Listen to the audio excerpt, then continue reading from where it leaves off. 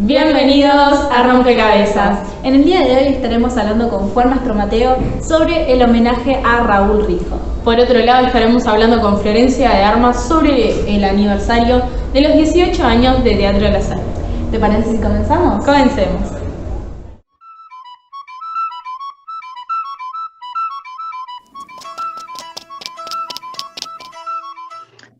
Yo tengo que decir que, Janina, que provengo de una familia de inmigrantes italianos. Mi padre se vino al Uruguay por allá por los años 50 del siglo pasado y construyó una casita ahí en Las Piedras, en el barrio Pueblo Nuevo de Las Piedras. Y 5 años después de venir él, nos mandó a buscar. Quiere decir que yo tenía 13 días de nacido cuando él se vino y 5 años cuando llegamos y nos reencontramos de algún modo, ¿verdad? Claro. Mi madre entonces cargó durante esos 5 años con los 4 hijos, mientras mi padre construía un hogar para recibirnos aquí en el Uruguay, ¿verdad? Sí. No hay que olvidar que por esos años Italia y Europa entera salía de una guerra, ¿verdad? Y entonces muchos de los países europeos estaban devastados. Eso produjo una corriente migratoria muy grande en la década de los 50, entre los cuales nos encontrábamos nosotros. En el año 55, entonces, yo tenía 5 años y todos mis 3 hermanos eran mayores que yo, 2 hermanas mujeres y 2 hermanos varones. Por un extraño designio, porque no hay nada que pueda explicarlo, cada uno de nosotros fue tomando un camino. Claro. A mí, según puedo recordar y a través de relatos que después yo escuchaba de mis padres, desde muy pequeño me gustaba dibujar. Y parece que me pasaba horas con un lápiz copiando, porque una de las cosas que más caracteriza esa época de tan niño, ¿verdad? Es que el niño se adiestra copiando imágenes tomadas de diarios, de revistas, de otros lados. Parece que yo tomaba imágenes de revista y las copiaba y pasaba muchas horas en esa actividad. Por allá, por el año 57, 58, teniendo yo 7, 8 años, mi madre me conecta con el taller Manuel Rosé, o lo que es lo mismo, lo que era en aquel entonces la Casa de la Cultura de Las Piedras. La Casa de la Cultura de Las Piedras estaba del Liceo Manuel Rosé una cuadrita para abajo, por la calle Rivera. Era un antiguo caserón que, según cuentan también, desde un altillo a lo alto del caserón que se levantaba en la entrada de la casa, Manuel Rosé había llegado a ver desde allí imágenes de lo que fue la Batalla de las Piedras. Batalla de las Piedras que después Manuel Rosé representa en un cuadro que lleva ese nombre y que tiene el sello y la maestría de este gran maestro de la pintura nacional, ¿verdad? Claro. Don Manuel Rosé. El taller entonces también recibía como legado el nombre de Manuel Rosé.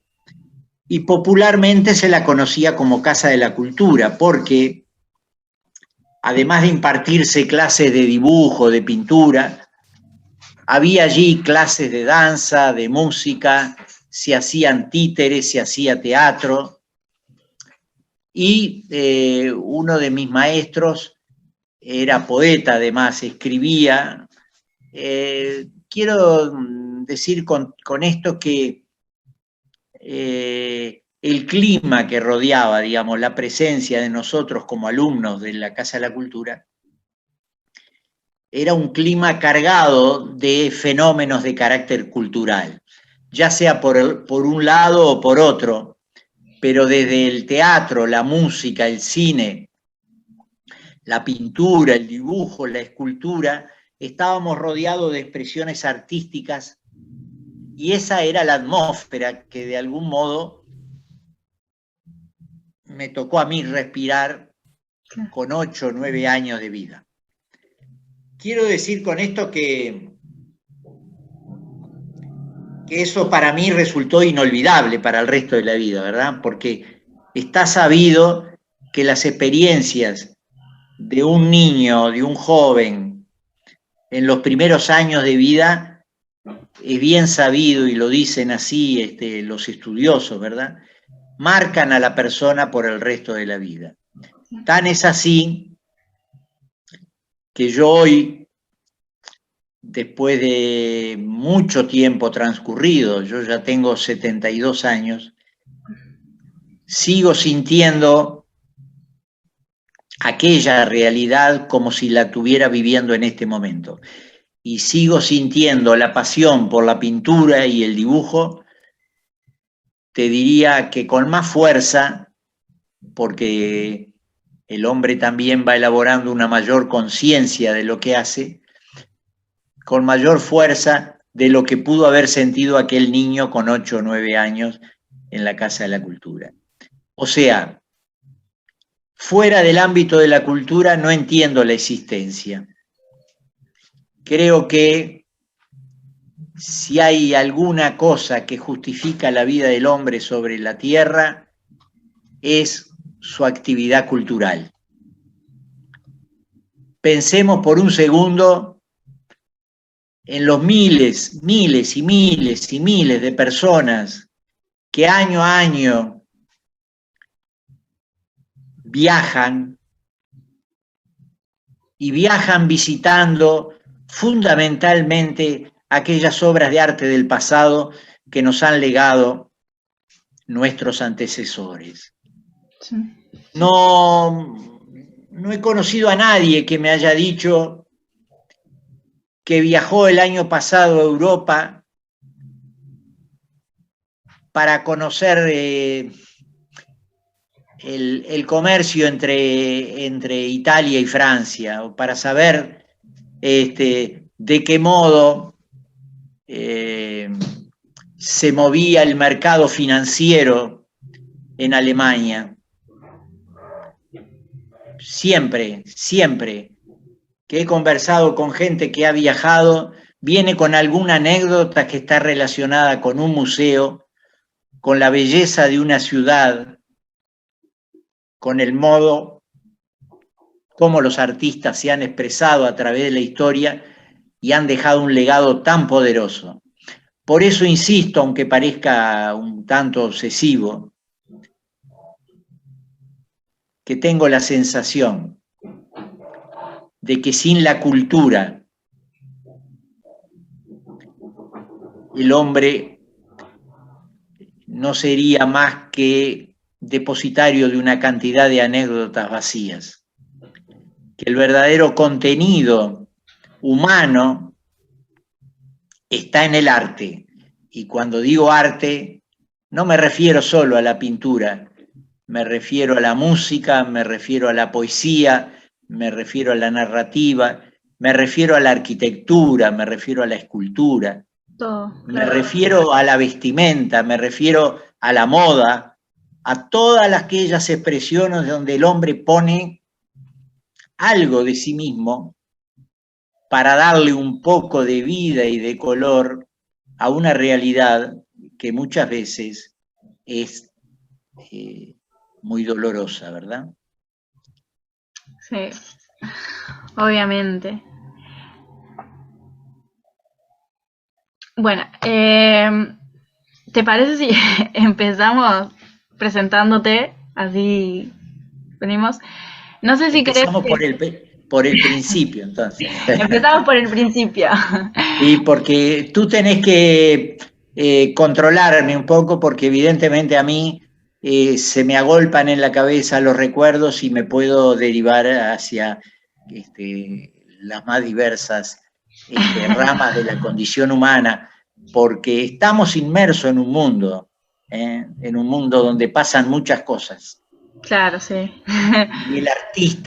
Y el artista no puede decir, no puede hacerse lotario, el artista menos que nadie, y decir, no lo sentí, no lo vi, no lo escuché, no me di cuenta, porque el artista tiene la obligación de vivir en su tiempo y de comprender, o por lo menos tratar de vivir aquellos acontecimientos que hacen a la condición del hombre en el tiempo que le tocó vivir. Sí. Mi nombre es lo de menos, pero bueno, mi nombre es Juan Mastromateo. Entonces, y decía, pertenezco a una familia de inmigrantes italianos. Yo era el más pequeño de esa familia, tenía 5 años cuando llegué. Como decía, inicié mis estudios entonces de dibujo y pintura en el taller Manuel Rosé, o la Casa de la Cultura de las Piedras. Hice en el Manuel Rosé, en el liceo, ahora Manuel Rosé, todos mis estudios hasta terminar quinto y sexto de preparatorios en aquel tiempo. Después de ese periodo ingresé al Instituto de Profesores Artigas y luego de 5 años me terminé recibiendo de profesor de dibujo, actividad que desarrollé durante casi 40 años y de la que hoy estoy felizmente jubilado. No dejé de pintar en todo ese tiempo. La actividad docente de algún modo me permitió horas de pintura en mi propia casa, ¿verdad? Todo el tiempo que me quedaba en mi casa para el tiempo ese que llamamos tiempo libre, para mí eran tiempos para dedicarlo a la pintura. Luego el otro tiempo era el tiempo que dedicaba a la actividad laboral, a la que debo decir, para desgracia de mis alumnos, que prácticamente no faltaba nunca, ¿no? Tan es así que un día un chico me pregunta, profesor, dice, dígame, ¿y usted cuándo va a faltar? Porque la verdad, fue un placer para mí trabajar en esa actividad que lo desarrollé con mucha alegría. Luego, terminado el IPA, obviamente comencé a trabajar en varios liceos. Trabajé en el Liceo de Progreso, en el Liceo de Santa Rosa. Tuve una pasada por el Manuel Rosé, mi viejo y querido Liceo de las Piedras. Y después me terminé estableciendo en el Liceo número 9 de Colón. Como yo llegué a vivir a unas 7, 8 cuadras del liceo, me quedaba muy cómodo, iba caminando, obviamente, y allí trabajé hasta que me jubilé. Como decía, en medio de todo esto siempre seguí pintando, pero un hecho importante que quiero resaltar en mi vida es que terminado el IPA, el Instituto de Profesores, yo sentí la necesidad de concurrir al taller de algún maestro y un par de años antes había conocido como compañero de trabajo en el Liceo de Progreso al profesor y maestro nuestro nacional de pintura, Guillermo Fernández. Fuimos un par de años compañeros como docentes hasta que yo me animé a pedirle a Guillermo si me permitía ir como alumno a su taller. A partir de ahí fui durante 2 años seguidos alumno de Guillermo Fernández, en un taller que tenía por allá, por la calle Maldonado, Durazno y Acevedo Díaz, por ahí, bien en el centro. Yo creo que tenía que tomar un par de ómnibus para irme al taller de Guillermo. Bueno, tengo que destacar que para mí fue una enseñanza fundamental. Yo ya tenía 25 años a esa altura, corría el año 1975, estaba en condiciones entonces de absorber las enseñanzas de un maestro y realmente siento que la formación a nivel teórico y a nivel práctico de lo que recibí con Guillermo forjaron de algún modo, para mal o para bien, lo que yo pude hacer hasta el día de hoy. Por lo tanto, quiero recordar con mucho cariño, y no sería justo que solo lo recordara Guillermo, porque en orden, digamos, estaría el profesor Andrés Moscovich de la Casa de la Cultura, en segundo lugar el profesor Dumas Oroño, que fue mi profesor en el Liceo Manuel Rosé, donde él dejó un legado muy importante de murales y de obras que hoy engalanan el Liceo Manuel Rosé, ¿verdad? Y que, entre otras cosas, por las obras de Dumas Oroño, un día fue decretado el Liceo Manuel Rosé como un liceo de patrimonio nacional, ¿verdad? Es decir, es una joyita que tenemos aquí en el departamento de Canelones. Y por último, entonces, ya en una etapa más madura, al maestro Guillermo Fernández. Pero esos tres mojones, de algún modo, Moscovich, Oroño y Fernández, fueron de algún modo los pasos que me fueron madurando en este hermoso oficio de pintar, en esta hermosa vocación de pintar que cultivo hasta el día de hoy, ¿verdad?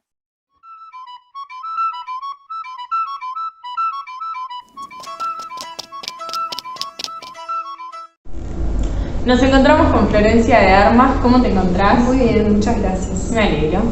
Este año cumplió 18 años la sala, ¿puede ser? Sí, el 12 de julio la sala cumplió 18 años, así que bueno, se puede decir que cumplimos la mayoría de edad.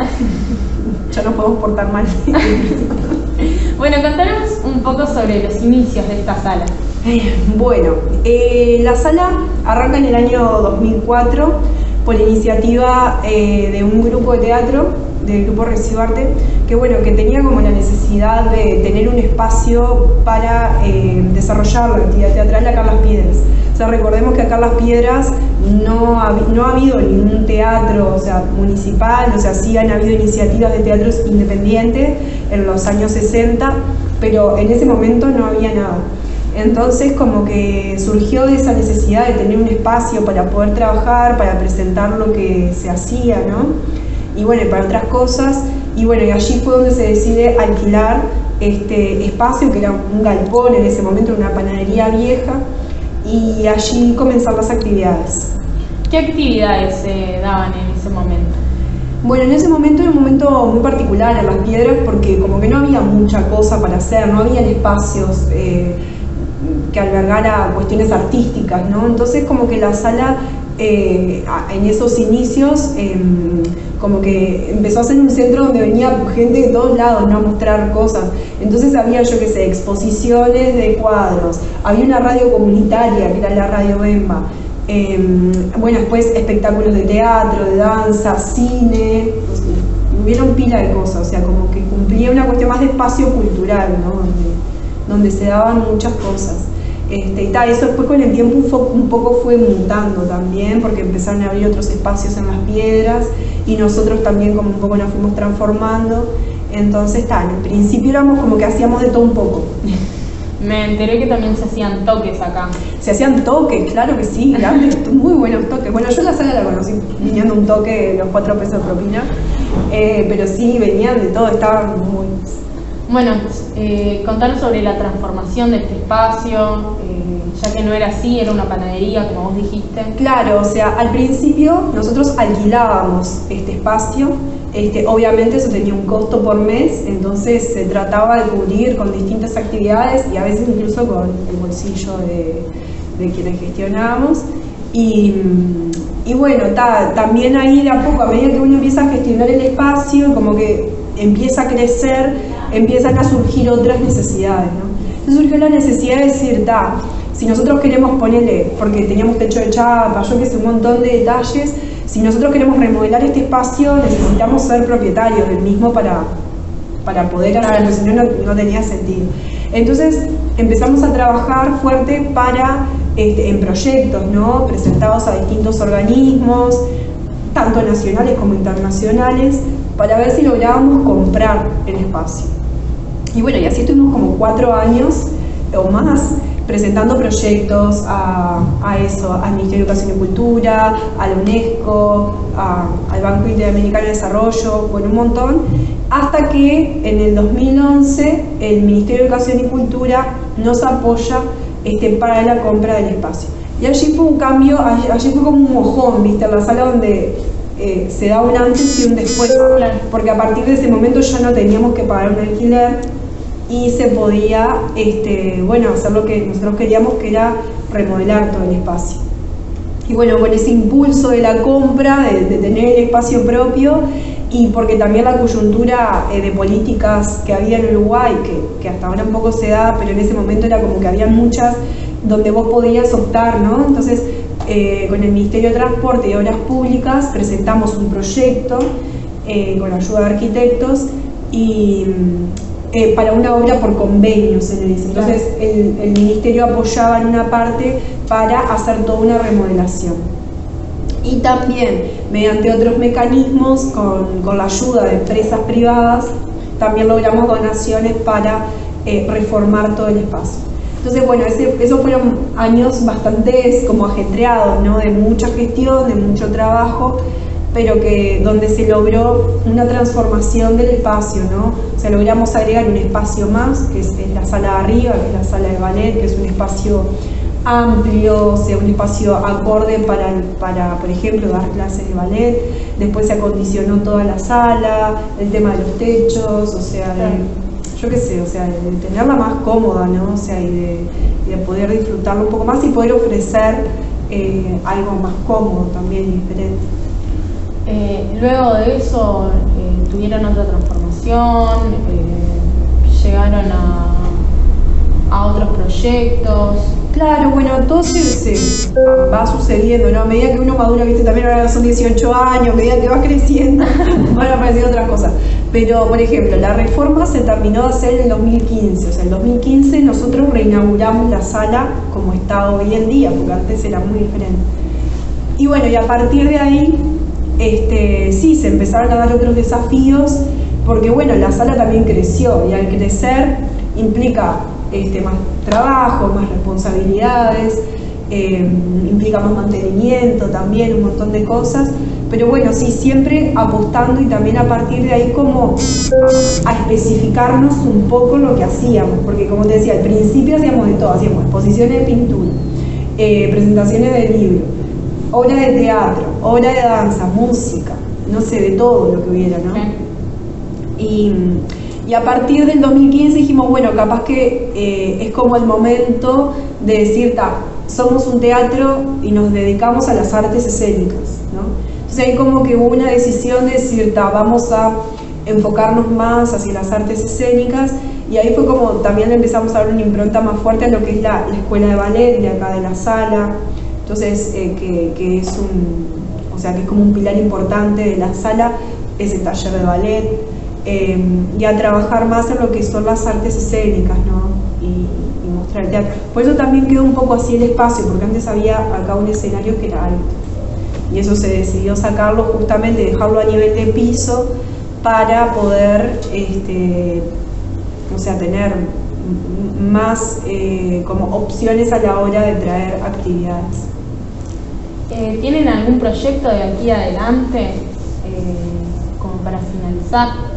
Bueno, nosotros seguimos trabajando en lo que es el tema de la formación, ¿no? De los talleres, que los 2 años de pandemia fueron bastante bravos porque bueno, fue como una frenada grande para todo el sector, y a partir de este año como que pudimos por lo pronto enfocarnos en los talleres y tratar de que los talleres salieran adelante.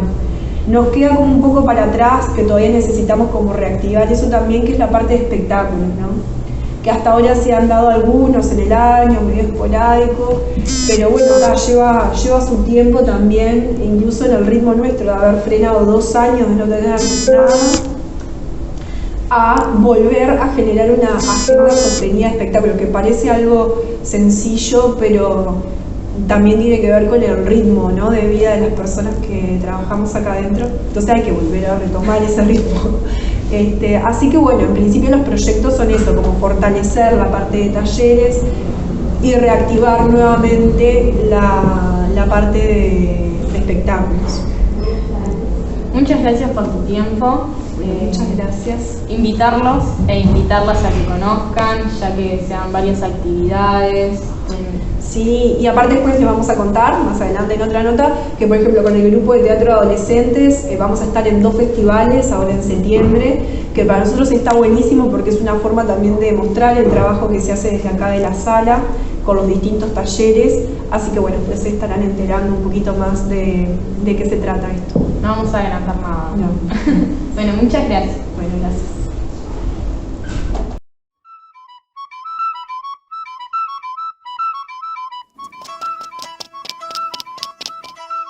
Y ahora sí, esto ha sido todo por el programa de hoy, pero antes de terminar les traemos la cartelera. En el mes de las juventudes, Juventud en Vivo por los Instagram de Comuna Joven y Canelones Humanos, este miércoles 10 a las 19:30 horas. Viernes 12 en el Centro Cultural Carlitos a las 19 horas habrá una charla sobre el Día de los Mártires Estudiantiles. Por otro lado, en Cezanne a las 21 horas se estará presentando Pablo Fierro y Los Retornables más Fer Henry. Sábado 13 estará el segundo ciclo Metalander en el Auditorio Batalla Las Piedras a las 20 horas. Además, en Cezanne a las 15 horas y a las 17 horas estará Sentidos, una función de circo. Y por último, recordarles que se encuentra disponible la exposición de 3 artistas por el mes de la juventud en el Centro Cultural Carlitos. Y ahora sí, esto ha sido todo por el programa de hoy. Los esperamos el próximo martes 19:30 horas por pantalla de Canal 11, un canal con identidad local. Y esto fue Rompecabezas, un programa para armar.